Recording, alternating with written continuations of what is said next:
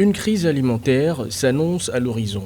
La pandémie du Covid-19 met à mal les réserves alimentaires mondiales et africaines. Selon un groupe d'experts et d'industriels, le nombre de personnes souffrant de faim chronique pourrait augmenter d'environ 800 millions. La menace est encore plus cuisante pour les pays d'Afrique subsaharienne. L'insuffisance ou la résilience économique, c'est-à-dire la vulnérabilité de nos systèmes économiques face aux chocs endogènes ou exogènes. Les États africains n'ont pas encore suffisamment bâti leurs économies nationales pour pouvoir résister à des chocs qui viendraient à l'improviste. Que faut-il faire alors pour ne pas en arriver là?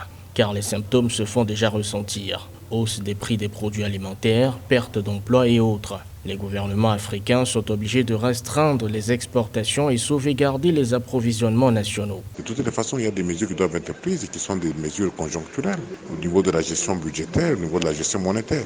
La gestion budgétaire, ça veut dire que les États devraient, par exemple, malheureusement on y est déjà, et ils auraient dû envisager des possibilités, des allègements fiscaux en faveur des commerces qui vont fermer. Les entreprises devraient avoir, ou les États devraient avoir des mesures comme de quantitative easing, c'est-à-dire renflouer les économies de liquidités pour faire face, pour permettre la consommation, pour ne pas étrangler la consommation, permettre aux gens de continuer à consommer davantage sans avoir peur de la pandémie. Pour beaucoup d'industriels, le commerce doit rester ouvert. L'ONU, pour sa part, préconise aux États africains de travailler ensemble pour éviter cette crise.